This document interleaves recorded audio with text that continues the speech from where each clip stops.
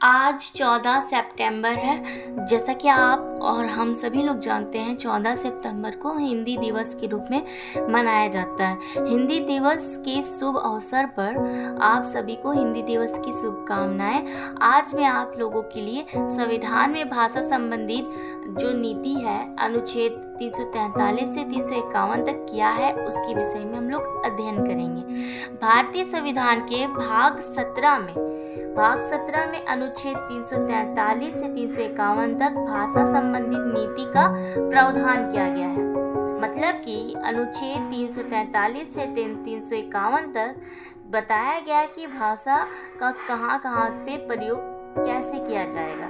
14 सितंबर 1949 ईस्वी को हिंदी को राज्य भाषा के रूप में घोषित किया गया, परंतु इसे लागू 26 जनवरी 1965 ईस्वी को किया गया।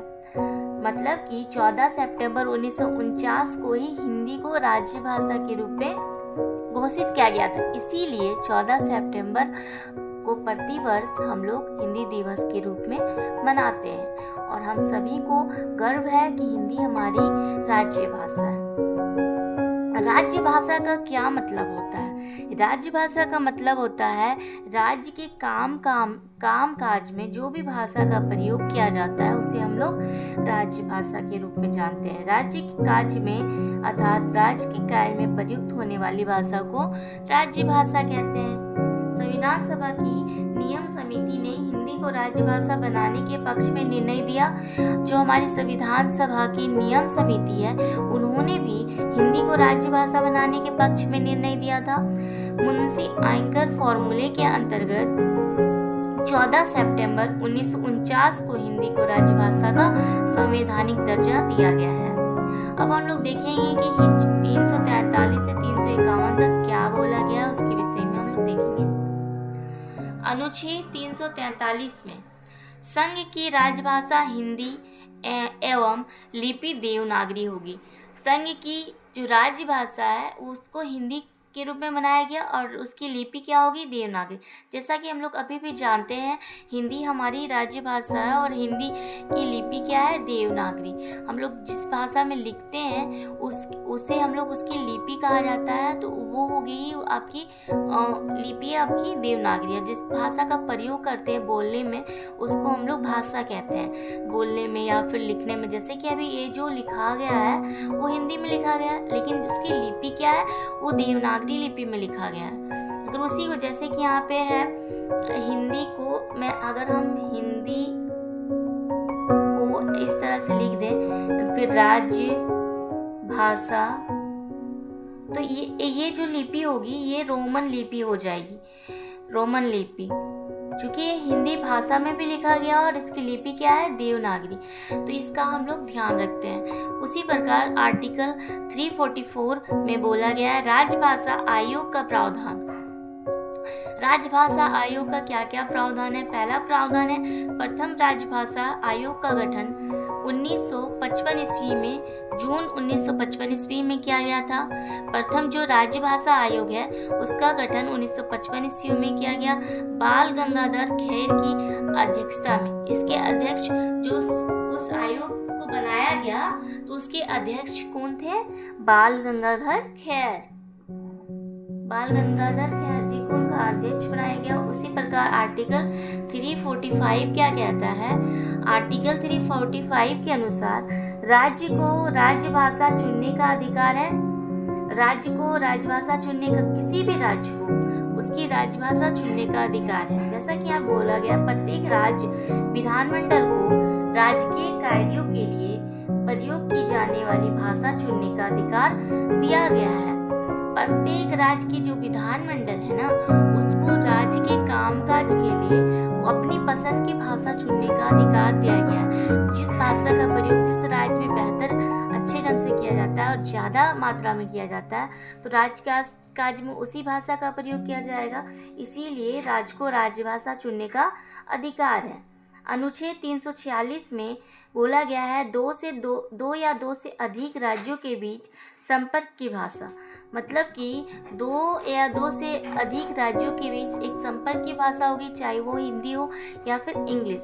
दोनों जिस भाषा का प्रयोग, जैसे कि मद्रास, केरल वगैरह क्षेत्रों में या फिर तमिलनाडु के क्षेत्रों में हिंदी नहीं समझ पाते वहाँ के लोग, तो राजकाज में वहाँ पे अंग्रेजी का प्रयोग किया जाता है। उसी प्रकार उत्तर प्रदेश संबंध में अंग्रेजी उतना अच्छे से समझ में नहीं आती है, इसलिए हिंदी का प्रयोग ज़्यादातर किया जाता है। तो दो या दो से अधिक राज्यों के बीच संपर्क की भाषा, मतलब कि जिस भाषा में वे लोग बात को समझ पाए, संपर्क कर पाए, बात एक दूसरे को से बात कर पाए या राजकाज के कार्यों को अच्छे से कर पाए, तो उसके लिए भी प्रावधान है 346 में कि दो या दो से अधिक राज्यों के बीच संपर्क की भाषा बनाई जाएगी, या तो हिंदी या तो इंग्लिश को, या तो दोनों को। अभी जैसा कि अभी रखा गया, अभी भी तो हिंदी इंग्लिश दोनों को समान मात्रा में यूज किया जाता है। अनुच्छेद 347 में किसी राज्य की जनसंख्या द्वारा बोली जाने वाली भाषा के संबंध में प्रावधान। किसी भी राज्य की जनसंख्या के द्वारा भाषा के संबंध में क्या प्रावधान किया गया है, मतलब कि जो भी हमारी, जैसे कि अभी हम जिस क्षेत्र में रहते हैं वहाँ पे आधे से ज़्यादा आबादी अगर हिंदी का प्रयोग कर रही है तो राजकाज में हिंदी का ही यूज़ होगा, और अगर अंग्रेजी का प्रयोग करती है तो राजकाज में अंग्रेजी का प्रयोग होगा। वही बोला गया है, किसी भी राज्य की जनसंख्या के द्वारा जो भी बोली जाने वाली भाषा के संबंध में प्रावधान किया गया है। फिर अनुच्छेद 348 में बोला गया है सुप्रीम कोर्ट, हाई कोर्ट में प्रयोग की जाने वाली भाषा अंग्रेजी है। सुप्रीम कोर्ट और हाई कोर्ट में जो भी भाषा का प्रयोग किया जाता है वो कौन सी भाषा है? अंग्रेजी है। तो सुप्रीम कोर्ट और हाई कोर्ट में अंग्रेजी का प्रयोग किया जाता है। अनुच्छेद 349 के अनुसार भाषा से संबंधित कुछ विधियां हैं, वो भी 349 में बताया गया कि भाषा से संबंध में क्या क्या विधियां हैं, उसका वर्णन 349 में किया गया है। 350 में बोला गया है किसी भी राज्य में बच्चे जिस भाषा में शिक्षा प्राप्त करना चाहें उसे उसी भाषा में शिक्षा देनी चाहिए।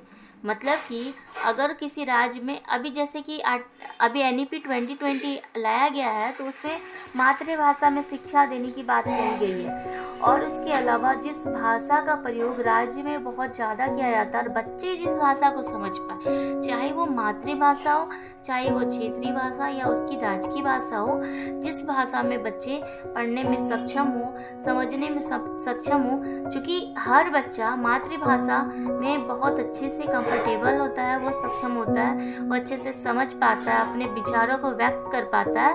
इसीलिए बोला गया है आर्टिकल 350 के तहत कि किसी भी राज्य में बच्चे जिस भी भाषा में चाहे वह शिक्षा उसी भाषा में प्रयोग कर सकते हैं, उसी भाषा में उसे शिक्षा देनी चाहिए। आर्टिकल 351 में क्या बोला गया है? भाषा के विकास का निर्देश दिया गया है। इसके तहत बोला गया है कि भाषा का विकास किया जाएगा। तो अतः इस प्रकार हमने देखा आर्टिकल 343 से 351 में क्या क्या बताया गया।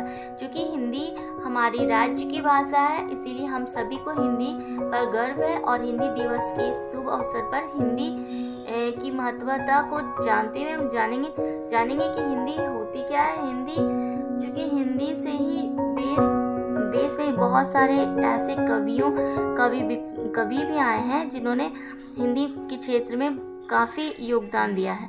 अतः 14 सितंबर हिंदी दिवस है और प्रतिवर्ष हम लोग हिंदी दिवस के रूप में मनाते हैं।